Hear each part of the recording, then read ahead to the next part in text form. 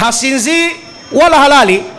Kwa hiyo kama una Mungu wako, iliwahi kutokea siku akapumzika chini ya mti, usingizi ukampata, ikafikia pahala pengine ikapanda katika gari, usingizi ukampata, akapanda kwenye jahazi akakoroma mpaka watu wanamwamsha, bwana wewe tunakufa, bwana wewe tunakufa. Basi kaa ukijua huyo sio Mungu ambaye sisi Waislamu tunamwamini. Kwa hiyo sifa ya Mungu wa Uislamu, hasinzii na ni mwenye uhai wa maisha.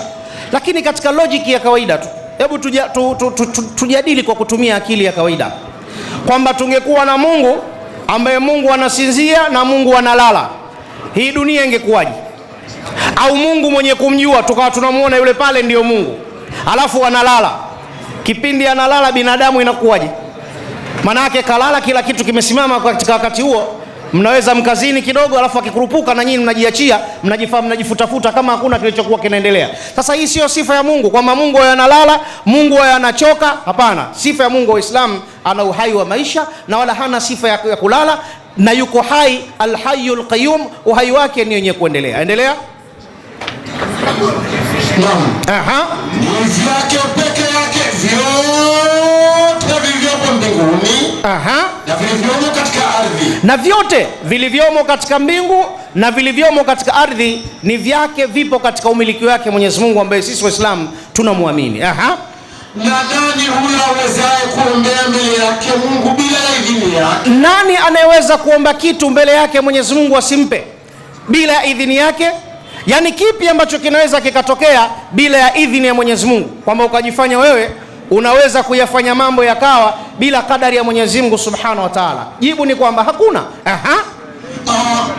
Anajua yaliyo mbele yao, viumbe na yaliyo nyuma yao. Tena Mwenyezi Mungu ana sifa ya kujua yaliyokuwa mbele ya viumbe na yaliyokuwa nyuma ya viumbe. Kwa maana gani?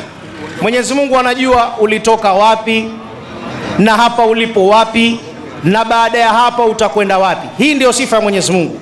Kwa mfano, kila mmoja wetu katika sisi iko siku yake maalum ya kuondoka kwenye dunia.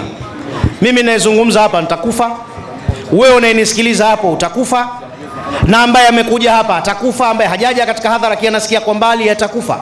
Lakini hakuna hata mtu mmoja ambaye anaweza akasema anajua kwamba mimi bwana nitakufa mwaka 2026 siku ya mwezi wa 12 itakuwa ni siku fulani. Hakuna mwenye kujua siku yake ambaye atakayokufa, hakuna hata mmoja, japokuwa ni siku ambayo wewe inakuhusu, lakini siku hiyo pamoja inakuhusu, lakini hujui ni siku gani utaondoka katika dunia hii. Lakini Mwenyezi Mungu, kila mmoja katika sisi anajua atakufa lini, atakufa wapi, sababu ya kifo chake ni nini, na kila mmoja katika sisi anajua Mwenyezi Mungu atazikwa wapi. Wapo watu hapa watazikwa Mbagala, wapo watu watakwenda kuzikwa mikoani, wapo watu maiti zao hazitopatikana. Yani mahma kana, Mwenyezi Mungu anajua kila mmoja wetu katika sisi mbele yake kuna nini na kilichopita kuna nini. Mwanadamu ana kawaida ya kusahau, yapo mambo anaweza akayafanya ikapita miaka, ikapita miezi, mwanadamu akawa ni mwenye kusahau.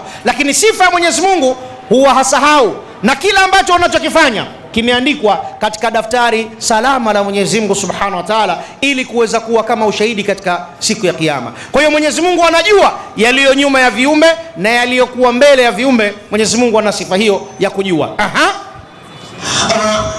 Wao viumbe hawajui lolote katika yaliyo katika elimu yake Mwenyezi Mungu ila kwa alipendalo. Na sisi viumbe hatujui chochote katika zile siri za Mwenyezi Mungu Subhanahu wa Ta'ala, kwamba kwa Mwenyezi Mungu kumekadirika kitu gani au kuna nini kitakachotokea, isipokuwa tu kwa wale ambao atakaokuwa amewapendelea. Kwa mfano, anaweza akawapa baadhi ya watu manabii wakatoa bishara ya kitu fulani kinaweza kikatokea, na hili kapenda Mwenyezi Mungu. Au baadhi ya watu Mwenyezi Mungu akawapa ilham, wahai mdogo wa kuweza kufanya jambo ambalo litakalokuwa na manufaa kwa wanadamu. Kwa hiyo ukiona mtu anajua baadhi ya siri kidogo, manake Mungu kammegea kidogo sana ili kuweza kujua baadhi ya vitu, tena kwa kutaka yeye Mwenyezi Mungu, sio mtu ajifanye yeye anajua kila kitu.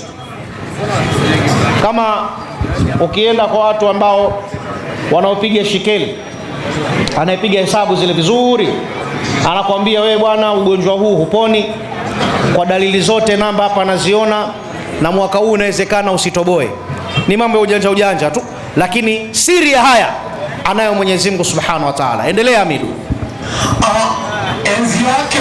Enzi yake Mwenyezi Mungu imeenea mbingu na ardhi, ndio wala kuvija hivyo hakumshindi. Yani Mwenyezi Mungu yeye ameenea mbinguni na ardhini, na hakuna kinachomshinda katika miliki yake, katika umiliki wake au katika utawala wake wa dunia.